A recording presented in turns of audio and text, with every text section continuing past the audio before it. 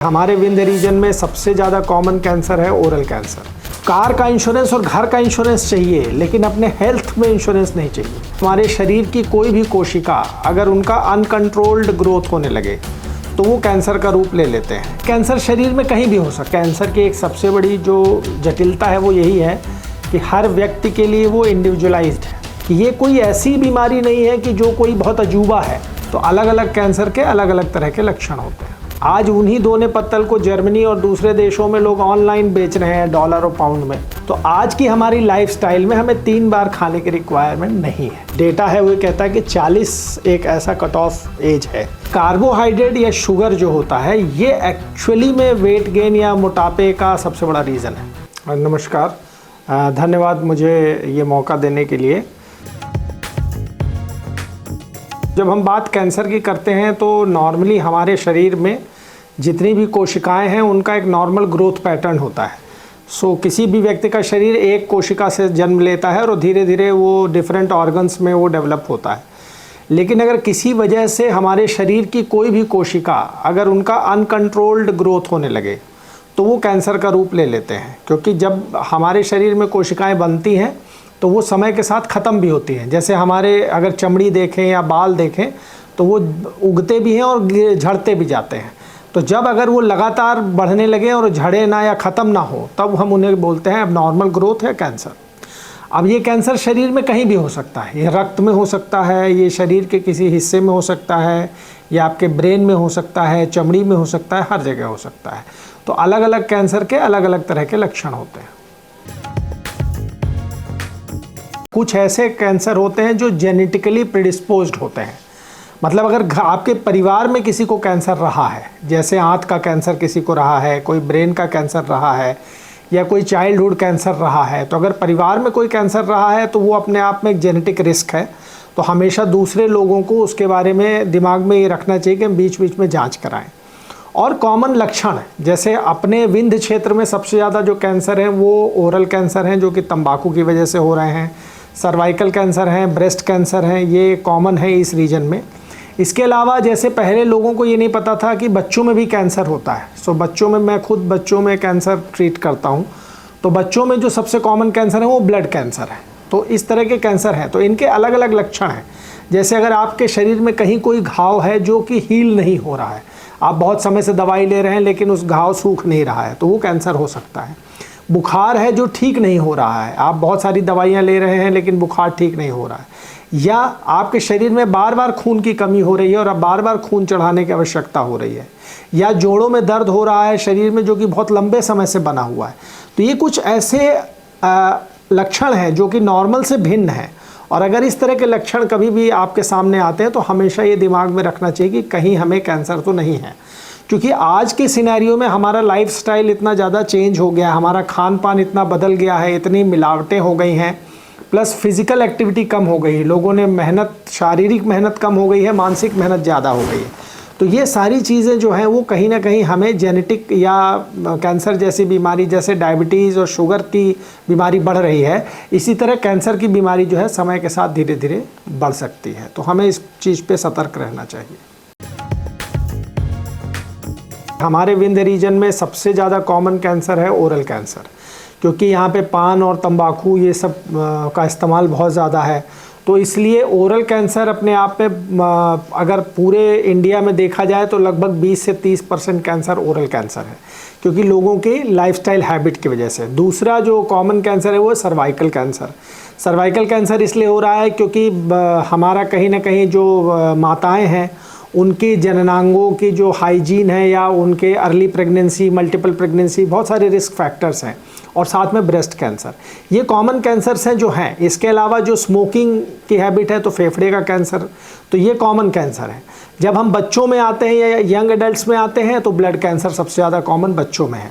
बड़ों में भी ब्लड कैंसर कॉमन है, लेकिन बच्चों में सबसे कॉमन है। अगर 100 बच्चों को हम कैंसर के बच्चे ट्रीट करते हैं तो उसमें 50 से 60 ब्लड कैंसर के होते हैं, जबकि एडल्ट में लंग कैंसर और ये आपका जो ओरल कैंसर ये ज़्यादा कॉमन है। जैसा हमने कहा कि आजकल की जो लाइफस्टाइल है, हमारा खाने पीने के तरीके हैं, एडल्टरेंट्स हैं, हमारे खाने पीने में बहुत सारी चीज़ें मिलावटें हैं। तो हमें ये नहीं पता चल पाता कि हम लॉन्ग टर्म में ऐसे मिलावट को लंबे समय तक हम कंज्यूम करते हैं जो कि कहीं ना कहीं कैंसर कारक हो सकता है। रेडिएशन एक्सपोजर है, जैसे हम मोबाइल का यूज़ करते हैं तो मोबाइल है, टीवी है, ये भी एक तरह का रेडिएशन ही है।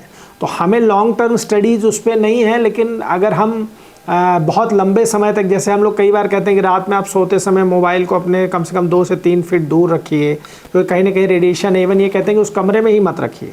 तो ये सारे रेडिएशन एक्सपोजर, जैसे सिर्फ एक्सरे का रेडिएशन खतरनाक नहीं है, बाकी ये रेडिएशंस भी खतरनाक है। प्लस जिस तरह का आजकल का वातावरण है, प्रदूषण है, ये अपने आप में, जैसे मान लीजिए हम कहते हैं कि किसी को फेफड़े का कैंसर स्मोकिंग से होता है, तो अगर आप अभी दिल्ली की स्थिति ले लीजिए तो इस समय किसी स्मोकिंग से बदतर स्थिति दिल्ली शहर की थी।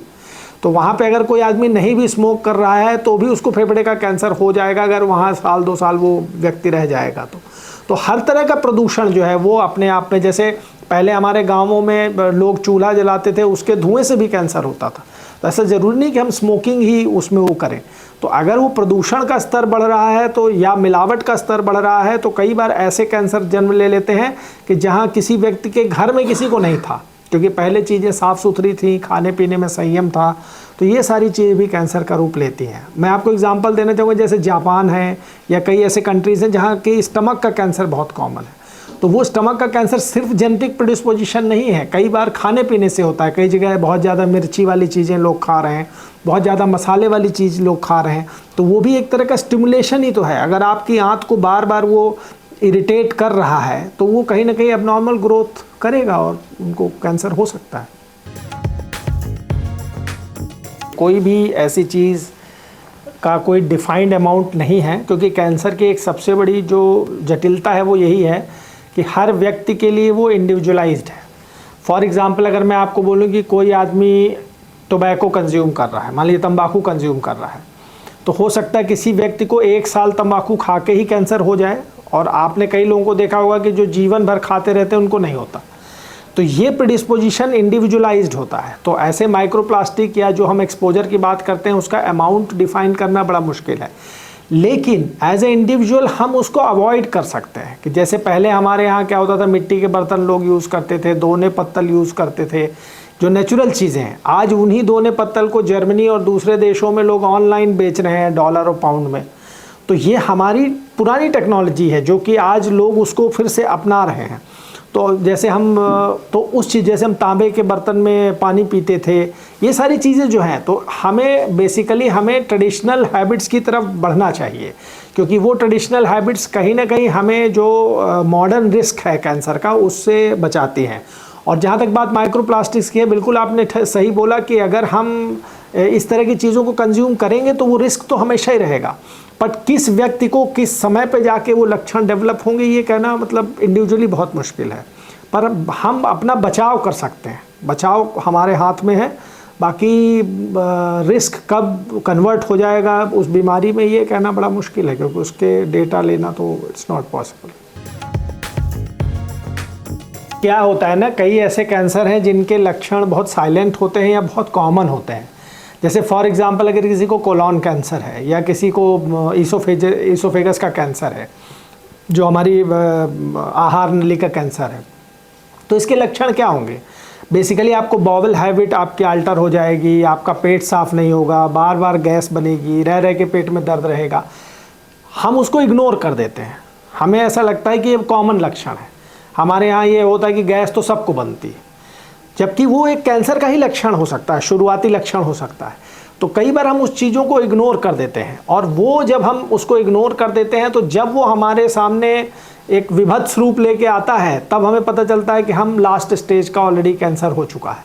तो वो इसीलिए हमें कोई भी ऐसी चीज़ जो कि हमारे नॉर्मल, जैसे मैंने शुरू में बताया ना कि एक नॉर्मल रूटीन से अगर हट के कुछ हो रहा है शरीर में, तो वो कहीं ना कहीं हमें वो शंका दिमाग में रहनी चाहिए। फॉर एग्जांपल, अगर किसी को मुंह में छाले पड़ रहे हैं, तो हमें भी पता है कि नॉर्मली आपका पेट खराब होगा तो आपको छाले पड़ सकते हैं, 1-2 दिन में आप दवाई लीजिए या खाने पीने में कंट्रोल करिए, आप ठीक हो जाएंगे। लेकिन अगर आपके मुंह में कोई ऐसा छाला है जो कि महीनों से आप उसको ट्रीट कर रहे हैं लेकिन वो ठीक नहीं हो रहा है, या बढ़ता ही जा रहा है, या बना हुआ है, या अगर कहीं आपको घाव है लेकिन उसमें दर्द नहीं है, तो ये सब बड़े अनयूजुअल से सिम्टम है ना। तो अगर ऐसा अनयूजुअल कोई भी बिहेवियर है तो वो निगलेक्ट नहीं करना चाहिए, और सबसे बड़ी बात है हेल्थ सीकिंग बिहेवियर की हम बात करते हैं। हमारे यहाँ क्या प्रॉब्लम है कि लोगों को कार का इंश्योरेंस और घर का इंश्योरेंस चाहिए, लेकिन अपने हेल्थ में इंश्योरेंस नहीं चाहिए। सो वो हेल्थ सीकिंग बिहेवियर बहुत इंपॉर्टेंट है, क्योंकि जब तक हम खुद सजग नहीं होंगे कि हमारे स्वास्थ्य में कहीं कुछ गड़बड़ी हो सकती है, तो हम ऑलरेडी लेट स्टेज पे प्रेजेंट करते हैं। क्योंकि हमें लगता है कि मान लीजिए अगर कोई व्यक्ति अगर है, किसी के शरीर में कोई प्रॉब्लम है, तो हम उसको निगलेक्ट करते रहते हैं कि मान लीजिए, तभी तो आप देखिए नॉर्मल कैंसर में नहीं, आप ब्लड प्रेशर में देख लीजिए, लोगों को जब लकवा मार जाता है तब फिर लोग इलाज शुरू करते हैं। जबकि आप अगर हाइपरटेंसिव हैं, आपका ब्लड प्रेशर थोड़ा भी बॉर्डर लाइन हाई है, तो आपको पहले दिन से इलाज और डाइट और एक्सरसाइज पे ध्यान देना चाहिए। तो वो हेल्थ सीकिंग बिहेवियर इंपॉर्टेंट है। और ये वर्ल्ड कैंसर डे का सबसे बड़ा महत्व यही है कि हमारा उद्देश्य यही है कि लोगों को ये जागरूक करना कि ये कोई ऐसी बीमारी नहीं है कि जो कोई बहुत अजूबा है। ये भी अगर आप ये छोटे छोटे जो लक्षण अगर इनको ध्यान में रखें और समय रहते डॉक्टर को दिखाएं, तो इन बीमारियों में भी कंट्रोल किया जा सकता है। अगर स्टेज 1 पे कोई कैंसर डिटेक्ट हो जाता है, तो उसे आप सर्जरी से हटा सकते हैं, रेडिएशन से हटा सकते हैं, माइल्ड कीमोथेरेपी से हटा सकते हैं। तो ऐसा नहीं कि उसको ठीक नहीं किया जा सकता।